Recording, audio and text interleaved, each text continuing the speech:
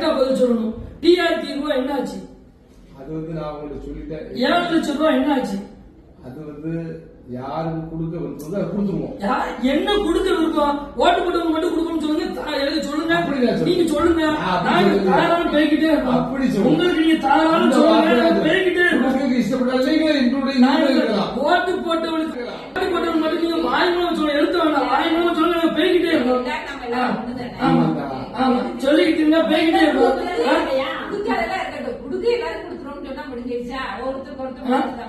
நீங்க மனஸ்தாம இருக்காது. என்னது நான் என்ன பிச்சையா இருக்க? ஒருத்தவங்க பிச்சை எடுக்கிறதுக்காக வந்திருக்கோம். எவனுக்கு குறைஞ்சவனா இருக்கான். எனக்குள்ளது 1000 பேர் பாட்டை பத்தி என்ன ஆச்சு? அதை நான் சொல்லிட்டேன். அவங்ககிட்ட வந்துடும்.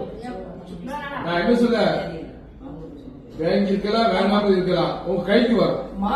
என்னைக்கு மாமா வரும்? நீங்க முதல்ல வந்து சொன்னீங்க. எந்த இது வந்தது? ஒரு நாள் 100 ரூபாய், நீங்க 2 கட்டு ரூபாய் என்னைக்கு வந்தது? எங்களுக்கு என்னைக்கு வந்தது? அவங்களுக்கு கொடுக்கல நீங்க சொல்லுங்க. போதுமா? அவங்க கைக்கு போகல நீங்க சொல்லுங்க. பின்னாடி போய்கிட்டே இருப்பான். இது அண்ணாமலை முடிச்சுட்டு யூனியன் பண்ணிக்கீங்க. பஞ்சாயத்து பிரசிடண்ட் தனி ராஜ்யம் வச்சு நடத்திக்கிறீங்களா? உங்களுக்கு கொடுக்க மாதிரி இல்ல அப்படின்ட்டு கேள்விப்பட்டிருக்காங்க. அதுதான் அப்போ எதுக்கு நம்ம கொடுக்க கூடாதுன்னு நினைக்காங்க. அப்ப நம்ம சேர்மன்ட்ட கேட்போம் அப்படின்னு நினைக்காங்க. கரெக்டான முடிவு சொல்லுங்க. நீங்க பேசுங்க, கேண்டிடேட் பேசுங்க. அவன் வந்து நீங்க சேர்மன் சொல்லட்டும். நான் உங்களுக்கு 3% கவுன்சிலுக்குள்ள கொடுத்துருந்தேங்க. என்ன நீங்க